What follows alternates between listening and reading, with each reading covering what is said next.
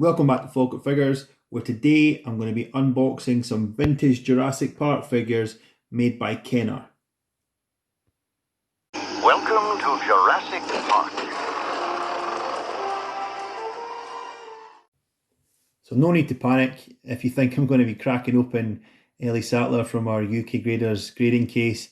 I'm not that crazy and reckless when it comes to vintage toys. I love unboxing vintage figures, but not when they're graded, and certainly not when they're graded to this standard. I mean, she's, I don't know if you can see that. Can the camera pick that up? She's an 85 grade with 290 subgrades as well. So she's a really high graded figure.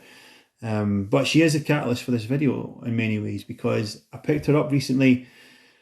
Wasn't looking for her. I wasn't trying to buy Jurassic Park figures at all, but I was looking at some things that somebody else had for sale, and when I looked at what else they were selling, this was there, and they didn't want much for it. I think it was about £100 I paid for that, and I mean, I'm assuming that's a good deal. I felt like that was a good deal. I don't know if it is, because I've never seen another graded Ellie Sattler, certainly not one that's graded 85, so I couldn't tell you what the last one went for, kind of thing, you know. But to me, based on the toy line, based on the kind of era, the year that it came out, I'd say that's a good deal. I think that was a good pickup, and it's not something I intend to sell. I mean, I bought it because I liked it, and I thought I'm going to keep that. Yeah, so but it did kind of motivate me and inspire me, if you like, to go and see if there was any other Jurassic Park figures out there that I could pick up. I mean, I like the movie. I do really like the movie, actually.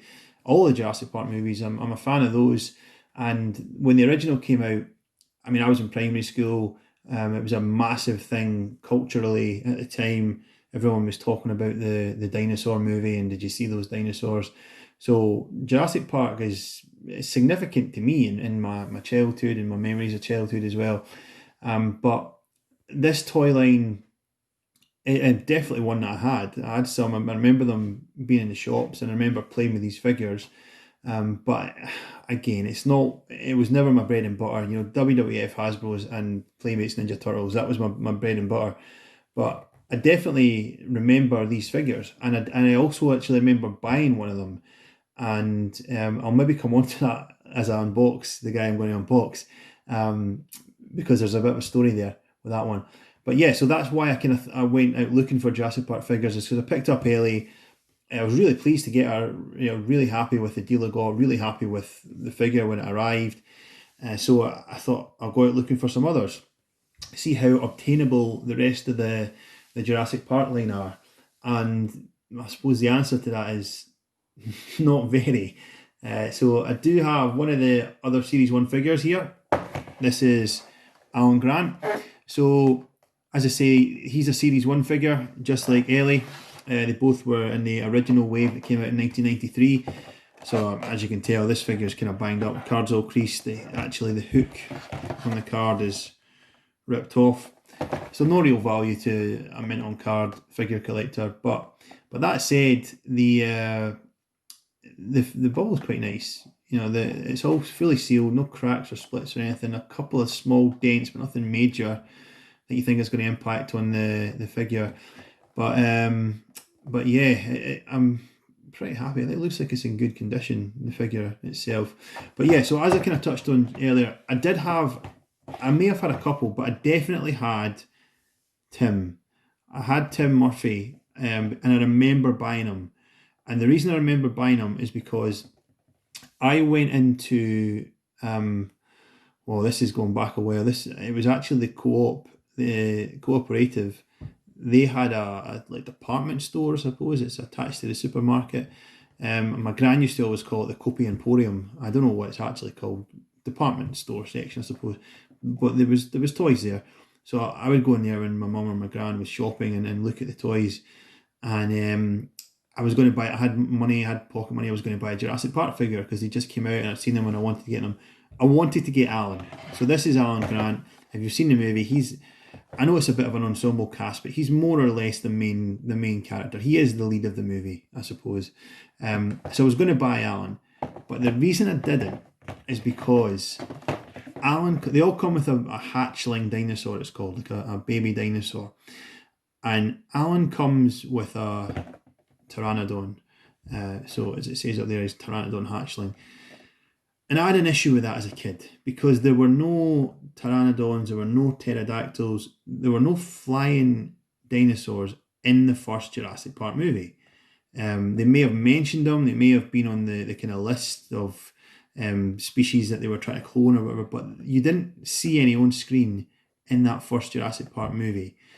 And that upset me, that bothered me. I thought, why do I want a Jurassic Park figure with a dinosaur that wasn't in the movie?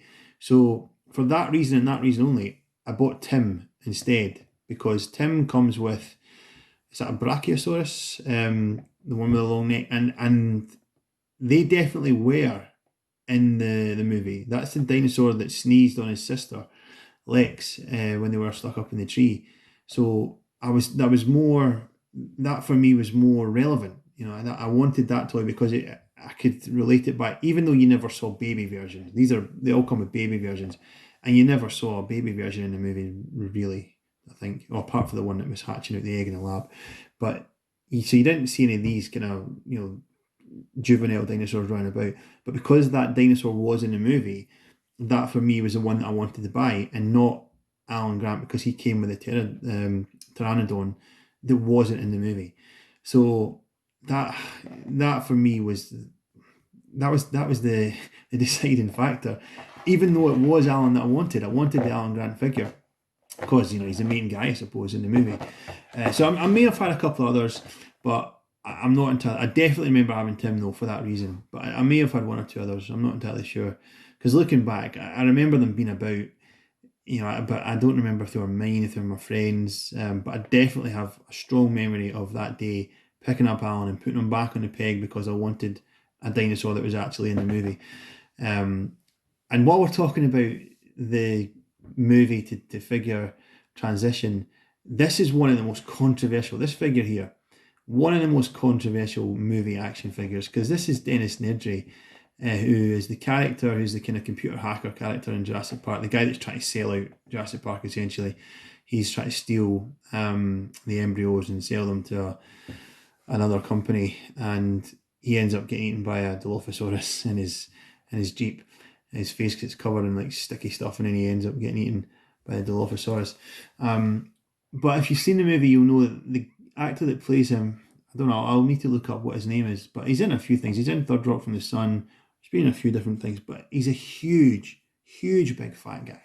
I mean, sorry if that's not politically correct, but he is, there's no other word for it. I mean, he is morbidly obese, And this action figure is just like a normal, average guy. He's just a sort of average build guy. And that, for me, makes no sense whatsoever.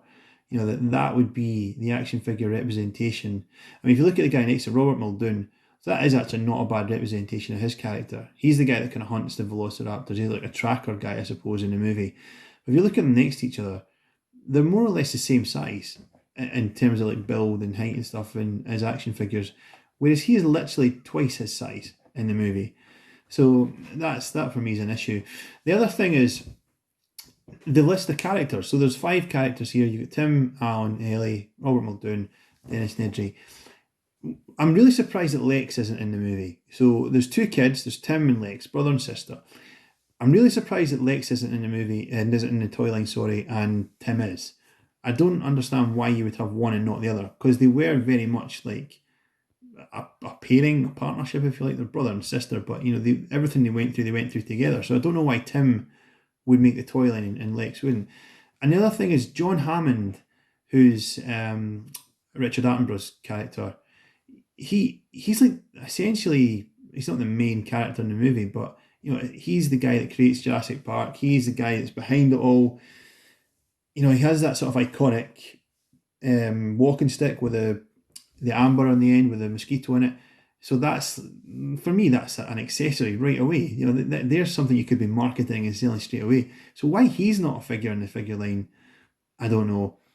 And the other one is Jeff Goldblum. As Malcolm, Ian Malcolm, he's called in the movie.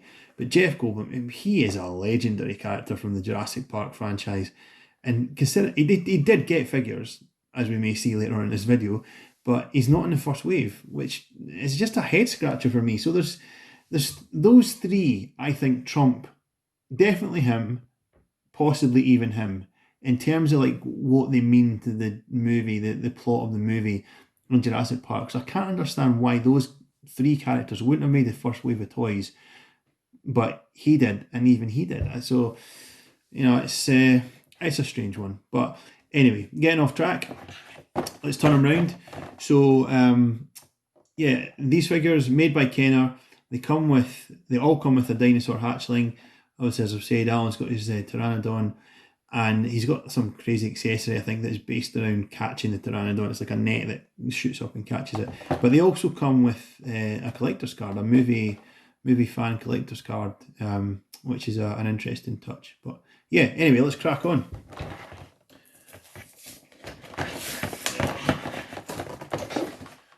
One of my pet hates when you pull it off and you've got to open up a kind of extra layer to get it out. There we go, it's coming out.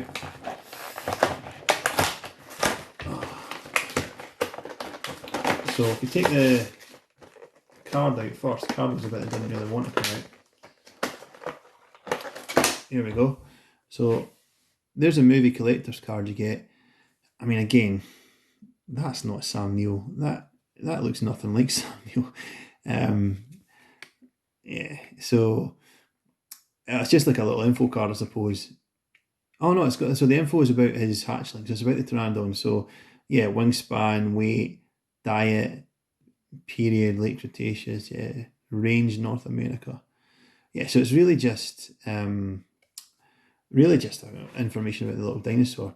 But that's a thing. Like, this is Kenner are bad for this. Like, movie action figures that look nothing like the actor that plays them. I believe there may be a reason for that. I believe it may be like a royalties thing or a likeness thing. You may have to pay extra. But if you look throughout the Kenner toy lines from the 90s, there's so many examples of this. Let's see if we can get everything out. There we go. Right, so everything's out now. Here's Alan Grant from Jurassic Park. First impression is, I don't know, when I was unboxing Bucky O'Hare figures the other day, I did notice that they seem bigger in a box than when they're in your hand, and this is the same. Like, Alan seems really small now that he's in my hand. I didn't think he was as small as this when I saw him in the packet, but yeah, he is. I mean, he's GI Joe size, really.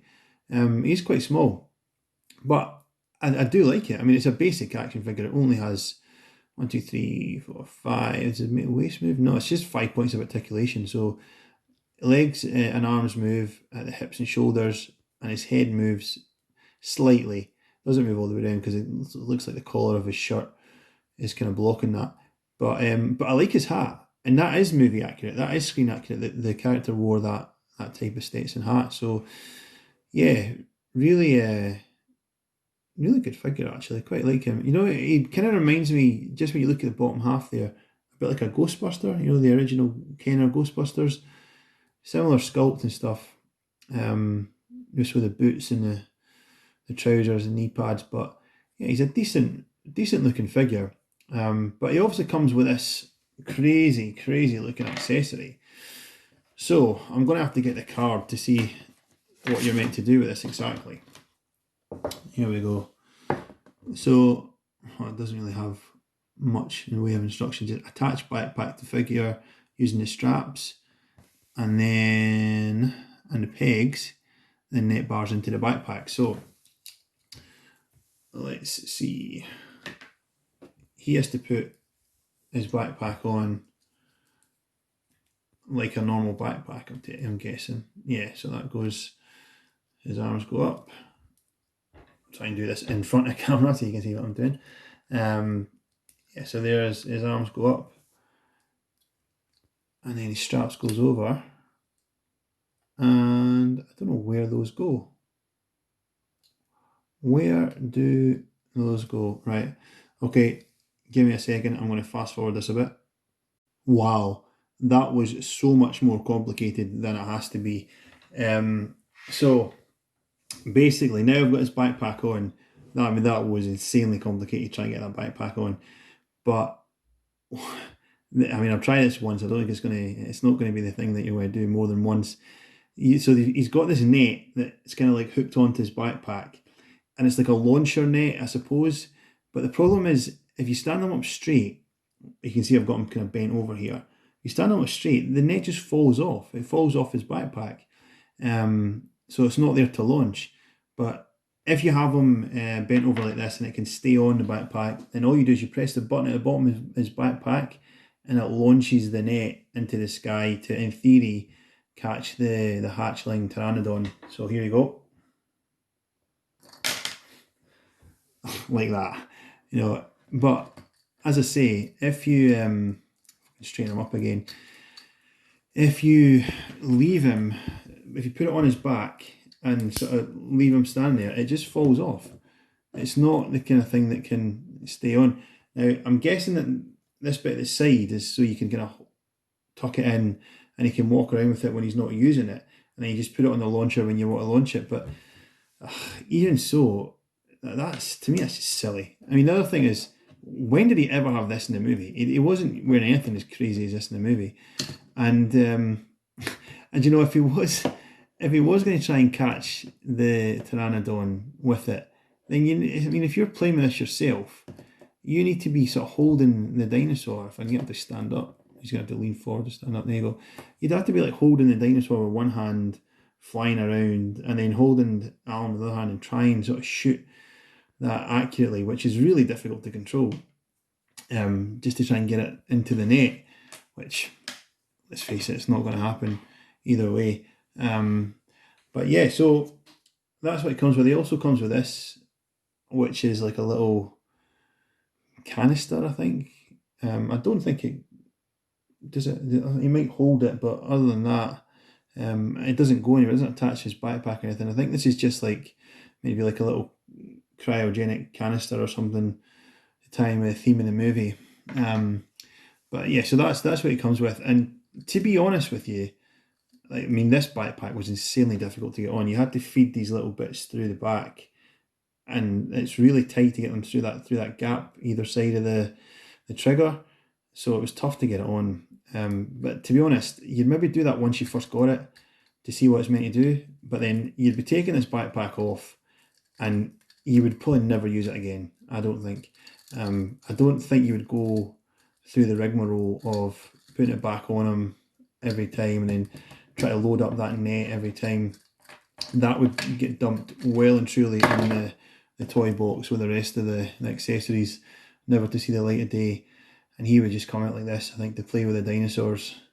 Yeah, so I mean, I like him. I like the figure. I think I really like his hat, actually. I think it's cool that he's wearing the hat they did in the movie. And I suppose the colour scheme is what he wore in the movie, but he didn't wear this. I mean, this looks like a turtleneck he's wearing here, which he wore a kind of a denim shirt in the movie. And I don't remember him wearing knee pads in the movie either. But the colour scheme's accurate. I mean, that's more or less what he wore colour-wise in the movie. But yeah, outfit's slightly off. But other than that, I mean, it's a good figure. I mean, I can look at that and think, yeah, that's Alan Grant from Jurassic Park. So if you're playing with your dinosaurs, if you're playing Jurassic Park, then you've got yourself an Alan Grant. So good fig to have. Really not sure about the accessories, but we'll give him a pass just because he is the main protagonist, if you like. It's not going to stand up, is it? No. Stand up behind. There we go. Well, of the movie, but yeah. So that's Alan Grant, and he comes with his collector's card as well, of course. Right. So, as I mentioned earlier, one of the biggest crimes of this toy line is that they only released these 5 characters in the first wave. Now they did address that. They did correct that. Later on, the subsequent series of toy releases with the Jurassic Park line, but I feel that Jeff Goldblum should have been in this wave. He should have been in wave 1, and I think he was in the. Again, so there are multiple Jurassic Park series from Kenner, and some of them. To try to explain this properly, so Jurassic Park movie got multiple toy series. So this was wave 1. series one of the Jurassic Park, the original Jurassic Park movie figures. They then had follow-up series. I think there may be two more follow-up lines for Jurassic Park the movie. But then, of course, Jurassic Park had sequels, and the sequels had toy lines as well. So, and they again had like wave one, wave two, wave three for all their figures. So, I was looking for Alan Grant. You can get a Ian Malcolm, a Jeff Goldblum from the first movie. There is a figure for him from the figures that are attached to the first Jurassic Park movie. Not a wave one figure, but they are in the Jurassic Park toy line from the toys that are relevant to the first movie, if that makes sense.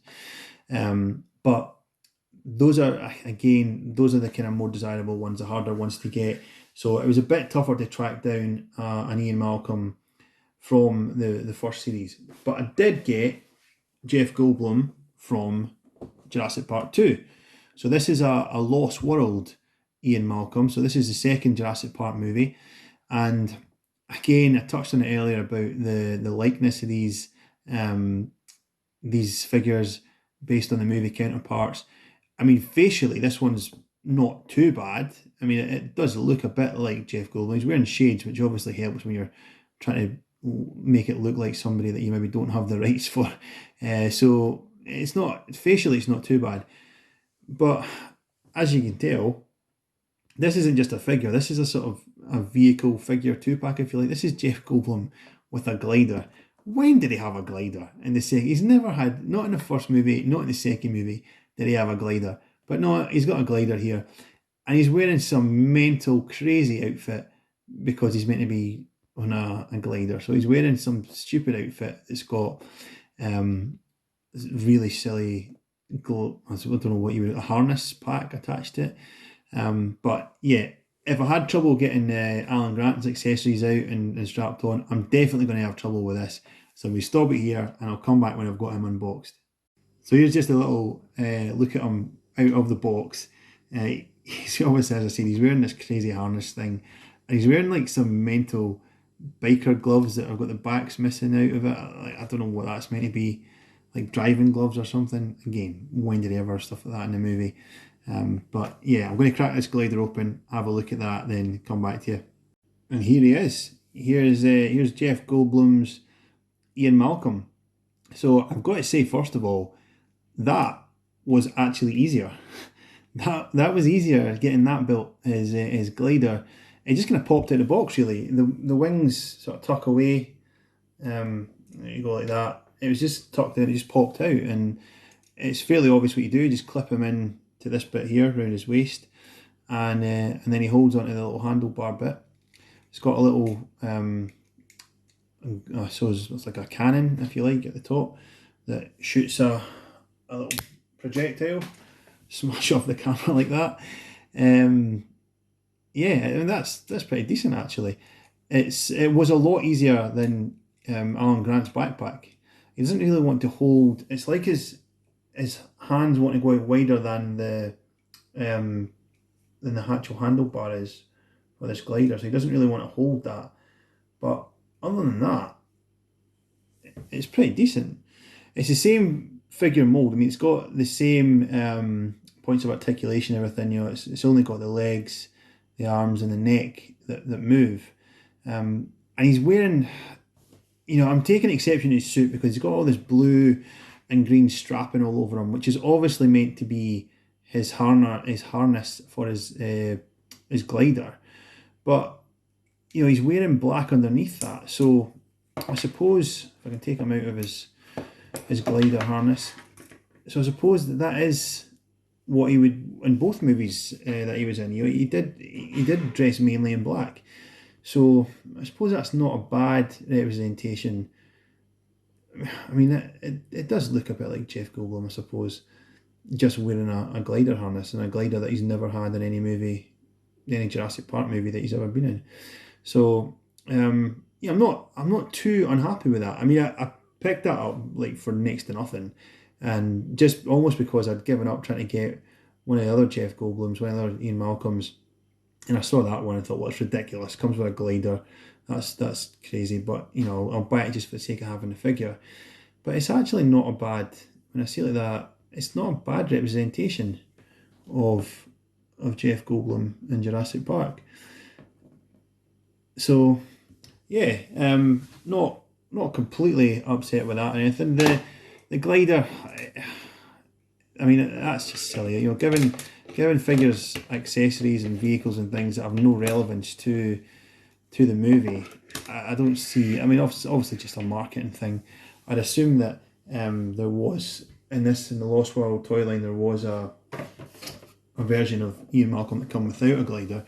If you look at the guys on the back of this one, yeah, so we can see Roland Tremble on the far left in the middle row there. That's the guy that's like the Tyrannosaurus hunter from the Lost World. And then Eddie Carr, he's the the communications guy that goes with them to he ends up getting eaten, I think, by a T-Rex. And then Nick Van Owen, that's Vince Vaughn. That's Vince Vaughn's character in the Lost World. So yeah, a couple of new characters, reasonable representation. I mean, Eddie Carr never dressed like that, but Nick Van Owen, he did. I mean, he was wearing hats. He had did he have shorts on? But yeah, there's another Ian Malcolm, I suppose, as well in the line, second from left.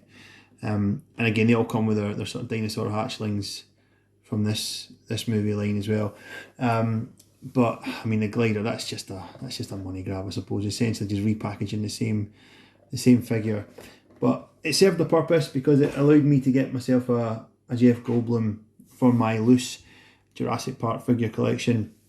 And I'm relatively happy with it, actually. I'm happier than I thought I was going to be when I first bought it. So yeah, as I said, not a toy line I'm hugely into, not something that I'm going to go out and hunt down the entire line or anything like that. But it's cool to have one or two. Cool to have a little throwback to a time in my childhood where the movie was a big influence on me, and I had a couple of the toys as well. So it's nice to have them again. I don't think I'm going to go and get two. I might get one or two more. I mean, I always say this. I mean, I don't need any more. And there's a video coming up on the channel soon about when I've actually gone back on that and I've bought a fair few more of a toy line that I've unboxed earlier that I didn't think I needed to. But yeah, so to get back on track, these are guys that I don't think I need to get any more of them. But if I was to get more of them, what I would like to do is get some of the dinosaurs, because I had the dinosaurs. I mean, the dinosaur I remember the most is the Stegosaurus. Now, even though, like with the Pteranodon I was talking about earlier, the Stegosaurus wasn't in the first movie, or if it was, I don't think it had any kind of significant role. There might have been one or two wandering a field or something, but it certainly didn't play any kind of prominent role. There was no big scenes for a Stegosaurus. But the Stegosaurus that I got, it was a Christmas present. The Stegosaurus from Jurassic Park. Stegosaurus was my favourite dinosaur, because I was big into dinosaurs, as most kids were and most kids still are, big into dinosaurs. Stegosaurus was my favourite. Like, I had books and things about Stegosaurus, and I loved getting the Jurassic Park version. And the Jurassic Park dinosaurs, I'll see if I can see them on the back of the cards, came with there's none of them on the back of the card. So these are those ones there. They're just kind of standard release dinosaurs, but you did get the big ones. Stegosaurus was one of the big ones that I had. I think you got maybe like a Brontosaurus and a T-Rex that were a much larger scale, and they came with dino damage, which was like removable flesh. So you could take chunks of their flesh out, and it would reveal like muscle and bone, like a good couple of centimeters down from the outer flesh, and I thought it was an awesome feature. I thought it was really cool. So I had my Stegosaurus with dino damage, and yeah, so I definitely remember that. And I as I say, I definitely had Tim, and I may have had one or two other of the figures. But if I was going to try and get any more of these, I would want the dinosaurs, and I'd want the dino damage dinosaurs, and those are expensive. Those are hard to get your hands on. You are talking three figures for those. You're talking in the hundreds to get those, and I don't really feel that attached to this line to want to go and spend that amount of cash trying to get some of it back together. But as I say, I'm happy with these guys. Wasn't expecting to buy Ellie, so it may be that it'll come up, something like that will come up again in the future. and I end up picking up some more Jurassic Park Kenner toys. But for now, I think I'm happy with my Series 1 Alan Grant and his ridiculous backpack net thing. And even though Ian Malcolm, Jeff Goldblum, even though he came with a glider that has no relevance to his character or the movie, he is actually a decent figure. I'm going to give the figure a pass. I think that's a decent Jeff Goldblum. You know, if you can maybe customise him so it's just in black and not covered in blue and green. But yeah, so that's it for this video. Really hope you enjoyed that. It was a fun video to do. It's good to look back in the different lines from the different Jurassic Park movies. As you know, there's the 3 original movies, so there's Jurassic Park, then The Lost World, and Jurassic Park 3. They've all got toy lines. Then there's the reboot movies, the Jurassic World movies, and they've all got toy lines. So there are hundreds, if not thousands, of Jurassic Park toys out there. But this is a small sample of the ones that I kind of like the most. So anyway, if you like that, subscribe to the channel because there are many more similar videos coming up soon. Please leave a comment, let me know your thoughts. Like, share the video. Stay safe. We'll speak soon.